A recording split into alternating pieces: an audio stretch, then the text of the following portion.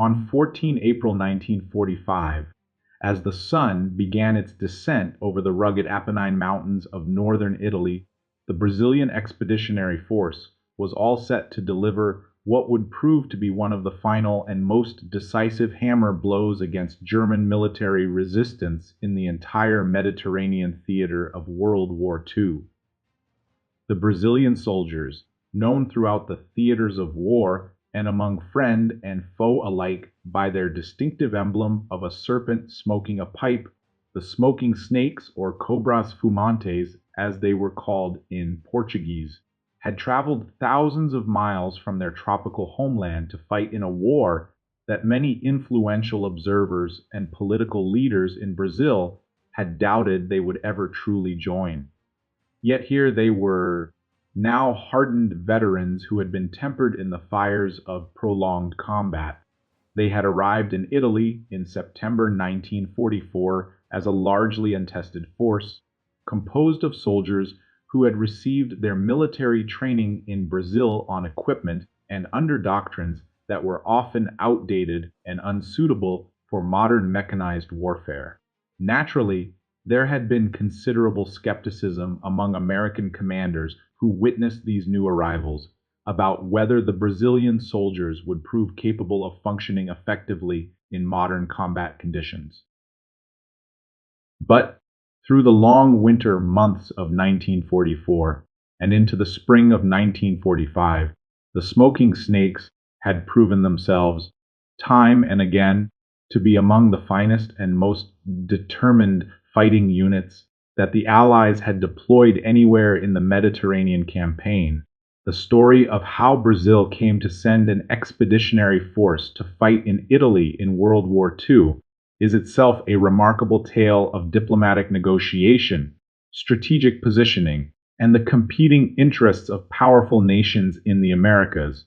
Let us take a quick look into that, because that is what would constitute the origin story of the smoking snakes.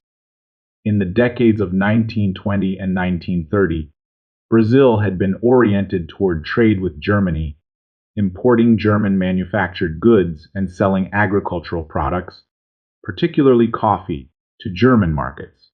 Even after Hitler's rise to power and the radicalization of German foreign policy, Brazil maintained these economic relationships.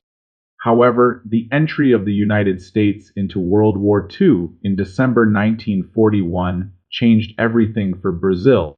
The Roosevelt administration, keenly aware that Brazil was a strategically important nation in the Americas and a potential source of essential raw materials for the Allied war effort, made it clear that Brazilian neutrality or pro-Axis orientation would have serious consequences.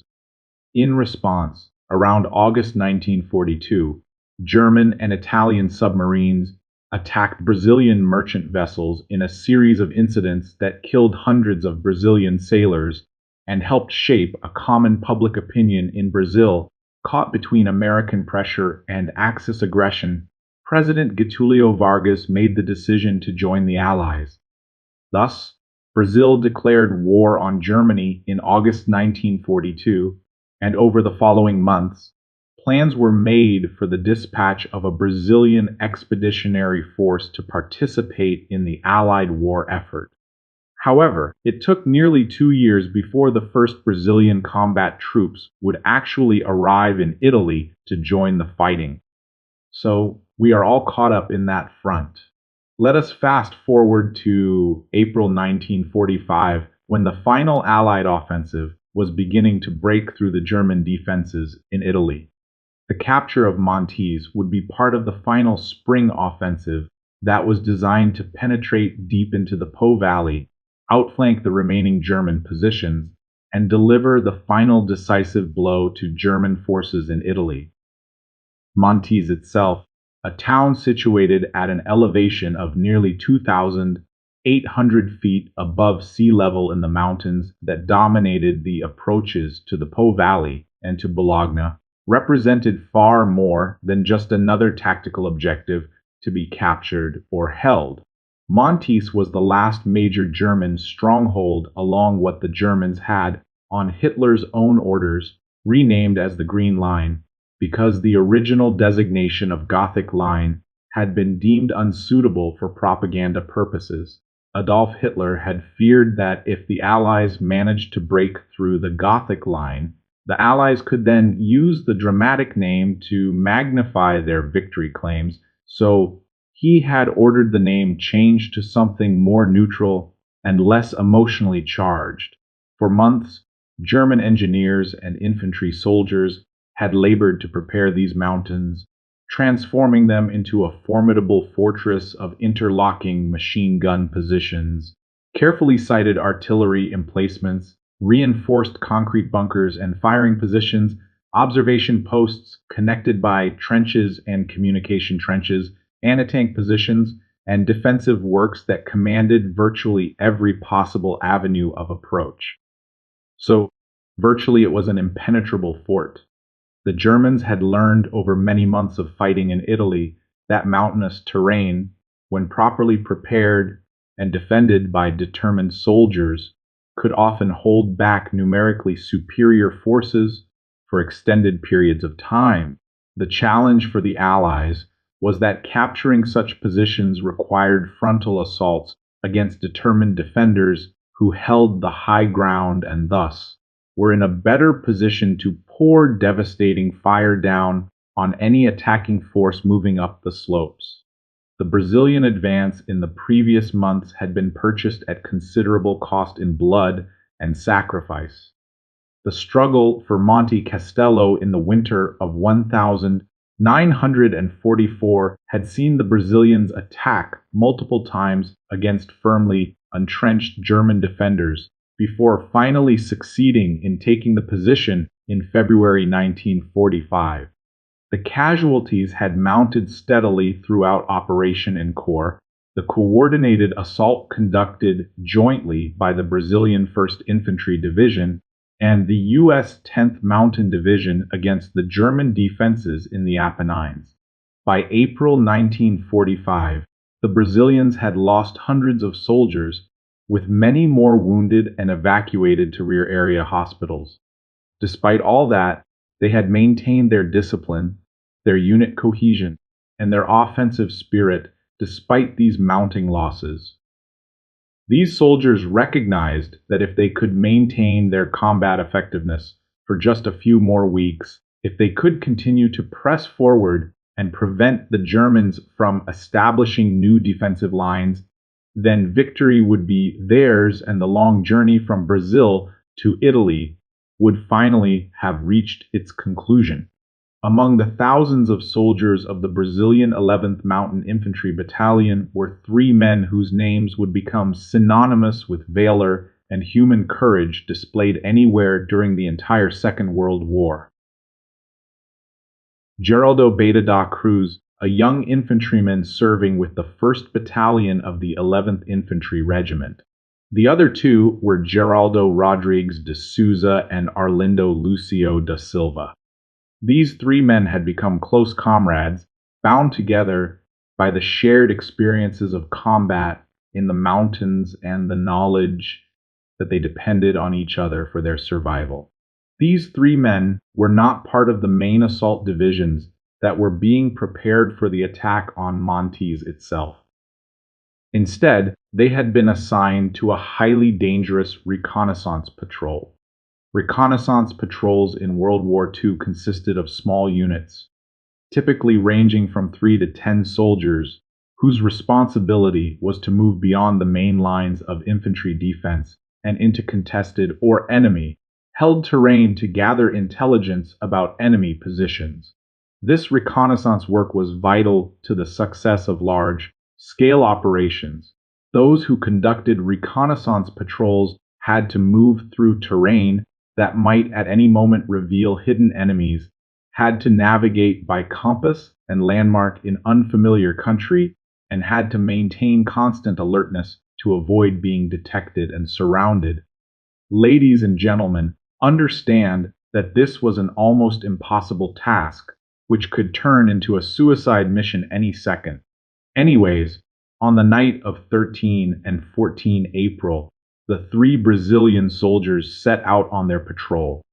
Their orders were to conduct a thorough reconnaissance of the German positions around Montese, to map the exact locations of the strong points and bunkers, to determine where the German artillery and machine guns were positioned, and to make a careful assessment of the overall strength and disposition of German forces in the area. This information would be absolutely crucial to the planning of the main assault, scheduled the following morning. The three men moved quietly through the darkness, using the natural cover of the night and their skill of moving through hostile terrain to avoid German patrols and detection. The psychological and physical strain of such work, the constant alertness that was required, the ever-present awareness that capture or death might come in an instant from any direction, had become something that soldiers like Cruz, Souza, and Silva had learned to live with. They had survived earlier patrols, earlier dangerous situations, and they had developed the instincts and reflexes that helped them move through such dangerous terrain with a degree of safety. Think about that for a moment. Three young men, far from their tropical home in Brazil, moving through the darkness in Italian mountains, knowing full well that discovery by German forces almost certainly meant either immediate death or worse. The psychological burden of such work, the strain of constant vigilance, the acute awareness that friendly lines were somewhere behind them, and that if something went wrong during the patrol, there was no one they could call for help. But nothing else mattered to these soldiers when they understood that the intelligence they gathered could make the difference between a successful assault on Montese and a costly failure with many soldiers killed. By the morning of 14 April, the patrol had completed its reconnaissance mission, and the three soldiers were preparing to return to the Brazilian lines. The main assault on Montese was scheduled to begin in daylight hours at approximately 1:30 p.m., which would give the Brazilian commanders time to digest and analyze the intelligence gathered by the three men. The three men were making their way back through the contested terrain, unaware that their circumstances were about to change dramatically and irreversibly. The Germans, fully aware that the major Allied offensive against Montese was imminent, had increased their vigilance and stepped up their own patrolling operations. At some point during the morning hours of 14 April, as the three Brazilians were moving back toward their own friendly lines, they came under heavy and concentrated fire. What had been a routine yet dangerous patrol suddenly transformed into a fight for survival against overwhelming odds. The ambush that struck the three Brazilians was neither a small encounter nor an accidental contact with a German patrol. They had run directly into a substantial German force, possibly a patrol or raiding party of considerable size, whose only mandate was to intercept and destroy Brazilian reconnaissance missions. The Germans were dug in or had excellent cover, and they possessed the advantage of surprise, having observed or detected the three Brazilians before the three men could think or even react. Outnumbering the three Brazilians by what witnesses and historical accounts would later estimate as anywhere from 10 to 20 or 30 or more, the German force immediately opened up with machine gun fire and other weapons. The three Brazilians were caught in the open or semi-open terrain with only limited cover available to them. They had nowhere to go. To attempt to run would have exposed them to withering and devastating machine gun fire that would certainly have cut them down in seconds. To attempt to hide was impossible given the overwhelming size of the German force arrayed against them. The Germans, apparently following the protocols of warfare that were still maintained to some extent even late in World War II, called on the three Brazilians to surrender, offering them the chance to give themselves up as prisoners of war. Ladies and gentlemen, Close your eyes and imagine the situation for a minute. The deafening roar of machine gun fire, the explosions of grenades, the sound of bullets ricocheting off rocks and striking the ground around you. Three men, utterly outnumbered and outgunned, with almost no chance of escape or rescue. The rational and pragmatic military choice would have been to surrender immediately, to raise their hands and hope that they would be treated according to the Geneva Convention. But Geraldo Beata da Cruz, Geraldo Rodrigues de Souza, and Arlindo Lucio da Silva made a different and far more courageous decision in that moment, a decision that would sound counterproductive to many. Rather than surrender, the three Brazilians took whatever cover was available to them and immediately returned fire on the German forces. They had rifles with bayonets affixed to them, grenades hanging from their belts, and magazines of ammunition loaded and ready on top of their discipline, courage, and months of combat experience. They knew how to return fire effectively even under extreme pressure, how to move while shooting, how to use terrain and natural cover to their advantage. They possessed a deep and fundamental determination not to surrender even in the face of what appeared to be completely overwhelming odds. The three Brazilians fought back with remarkable skill and determination, engaging the German force bearing down on them. Minutes ticked by like hours as the firefight continued, and throughout those minutes, the three men fired their rifles with accuracy, engaging targets when they could see them, providing covering fire for each other, resisting the German assault with everything they had. The intensity of the firefight was extraordinary and terrifying, with mortar rounds now adding to the chaos of the battle, explosions rocking the ground and sending shrapnel cutting through the air in all directions. Here, it gets even more extraordinary because despite skill and courage, they were low on ammunition, the basic requirement in a gunfight. The Germans, on the other hand, had access to resupply, more ammunition and reinforcements if needed, luxuries which the three Brazilians didn't have. Their grenades killed or wounded some German soldiers, but the volleys of fire that the Germans directed at the three Brazilians began to take their toll. Eventually, as the minutes wore on and the battle continued, the three men found themselves with almost no ammunition left. Their rifle magazines were nearly exhausted. Their grenades had been used. The situation had become one in which continued resistance seemed futile by conventional military standards. Surrender now seemed to be the only option that offered any chance of survival for any of them.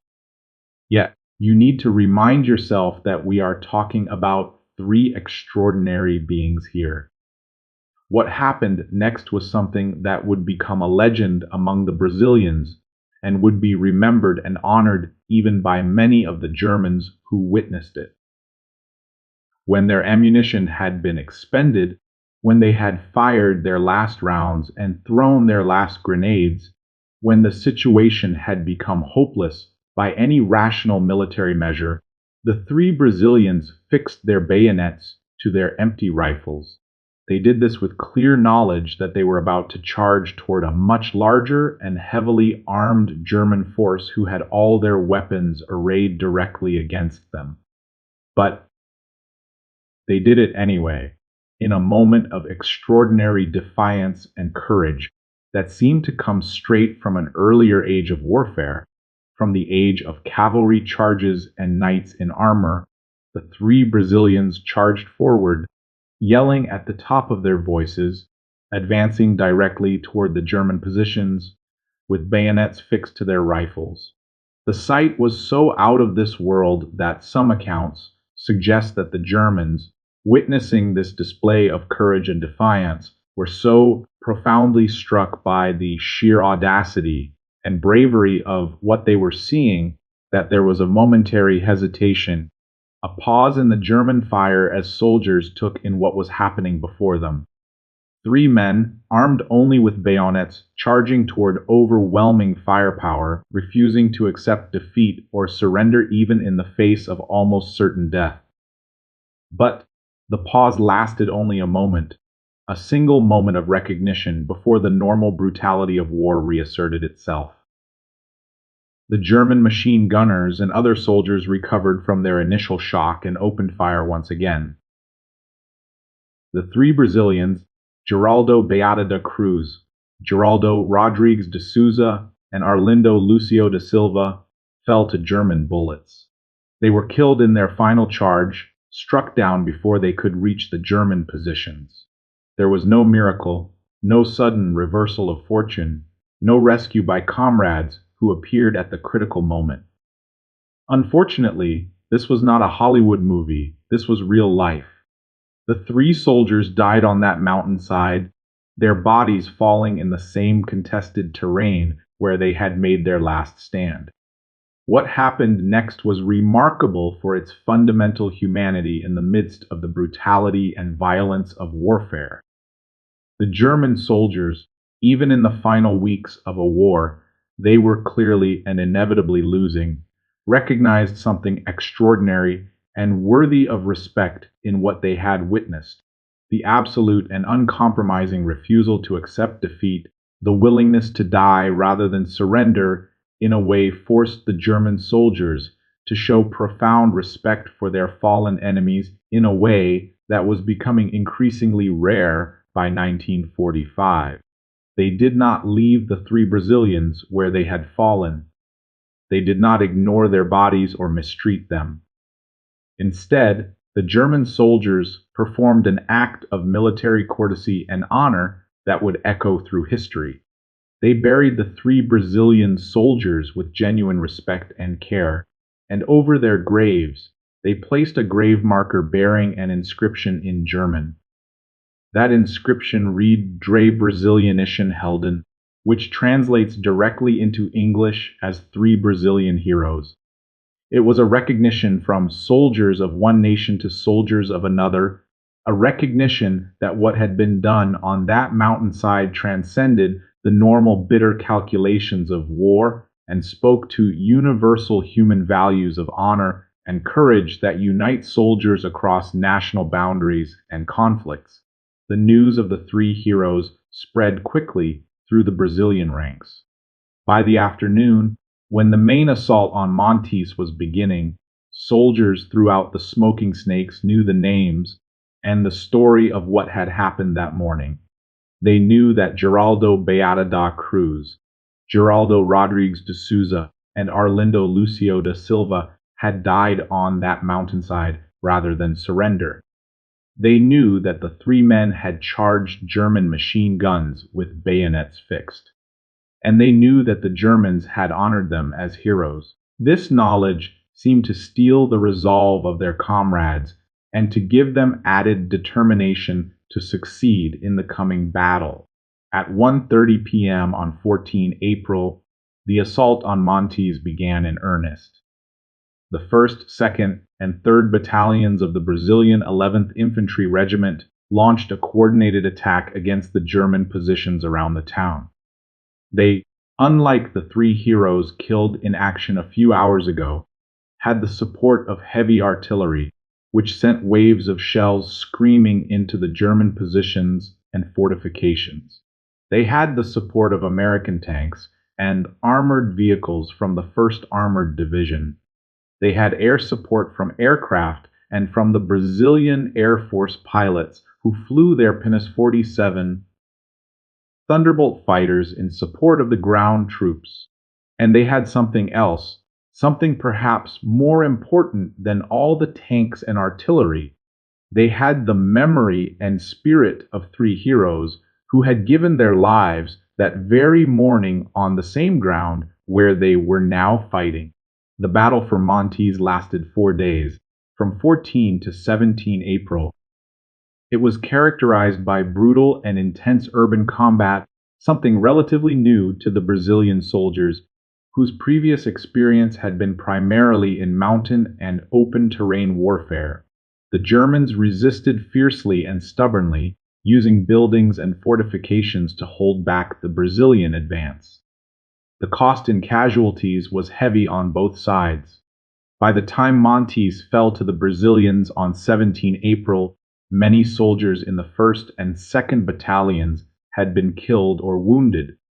The town of Montese itself was devastated in the fighting.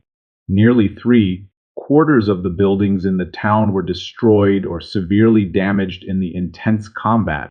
Civilian casualties were also heavy, a tragic reminder of the cost of war even in its final stages.